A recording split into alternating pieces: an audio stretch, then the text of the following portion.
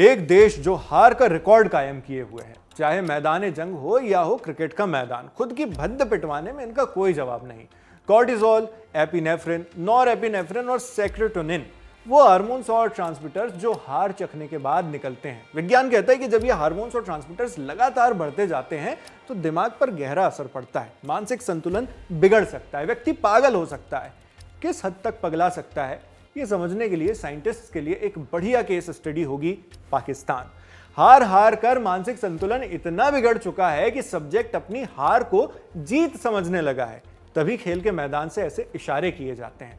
Subject भूल चुका है कि जिन फाइटर जेट्स को गिराने का वो हैंड जेस्चर दे रहा है वो उसी के खुद के देश के जेट्स हैं।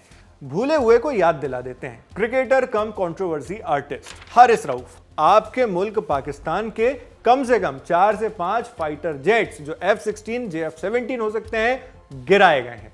जेट्स गिराए हैं भारतीय सुरक्षा बलों ने, फिर भी ना समझ में आए तो ये सुनो। As far as Pakistan losses are concerned, I think it was very clear. It was clearly spelled out in the initial debriefs also that we have struck a large number of their airfields, and we struck a large number of their installations. Because of this strikes, there have been radars at least 4 places, command and control centers at 2 places, runway of course damaged at 2 places.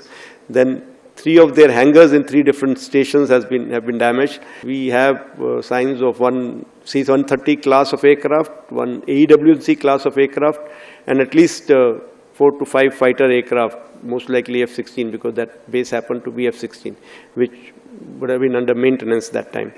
Along with that, one SAM system which has been destroyed. And as far as air defense part is concerned, we have clear evidence of one long-range strike which I talked about, more than 300 kilometers, which happens to be either an AEW&C or a SIGINT aircraft. Along with that, 5 fighters, that high-tech fighters of between F-16 and JF-17 class is what our system tells us.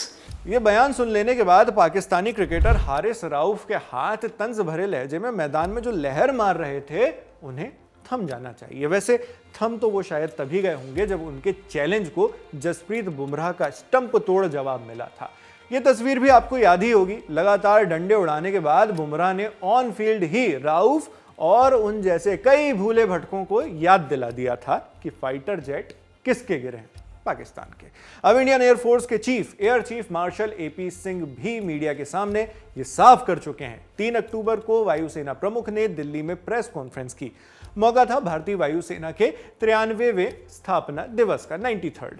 यहां बात करते हुए उन्होंने बताया कि operation सिंदूर के दौरान भारत ने पाकिस्तान के 9 से 10 हाईटेक एयरक्राफ्ट ध्वस्त कर दिए। इनमें शामिल हैं 4 से 5 F-16 और JF-17। F-16 जो अमेरिका बनाता है और JF-17 जो चीन का लड़ाकू विमान है।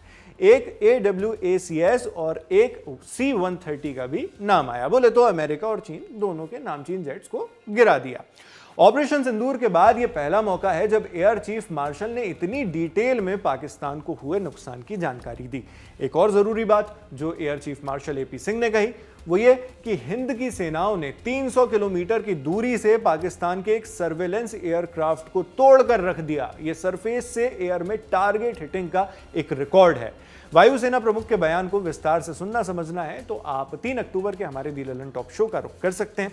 उसमें ये पूरी खबर कॉम्प्रहेंसिवली कवर की गई है। लिंक आपको डिस्क्रिप्शन बॉक्स में मिल जाएगी। बाकी यहां एक चेतावनी का भी जिक्र किया जाना जरूरी है। ये सीधी चेतावनी आई है जनरल उपेंद्र द्विवेदी की ओर से। साफ कहा है कि अगर दुनिया के नक्शे में बने रहना है तो आतंकवाद को सपोर्ट करना बंद करना होगा। तो ये मैं आपको बताना चाहता हूं कि इस बार भारत देश पूरी तैयारी के साथ है और इस बार वो संयम नहीं रखेगा जो सिंदूर 1.0 में हमने संयम रखा था।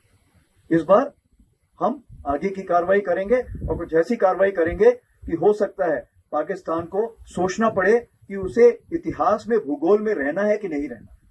अगर उसे भूगोल में अपनी जगह बनानी है तो उसके लिए उसे जो स्टेट स्पॉन्सर टेररिज्म जिसको हम बोलते हैं, यानी कि उसका देश जो टेररिज्म को स्पॉन्सर कर रहा है उसे रोकना पड़ेगा। तो आप अपनी पूरी तैयारी करके रखिए और अगर परवरदिगार चाहेंगे, भगवान चाहेंगे, वाहेगुरु चाहेंगे तो बहुत जल्दी ही आपको मौका मिलेगा। उसके लिए ऑल द बेस्ट। जय हिंद। जनरल उपेंद्र द्विवेदी ने पाकिस्तान से कह दिया है कि भारत ने ऑपरेशन सिंदूर के दौरान जो संयम बरता है वो भविष्य में किसी भी कॉन्फ्लिक्ट में दोहराया नहीं जाएगा।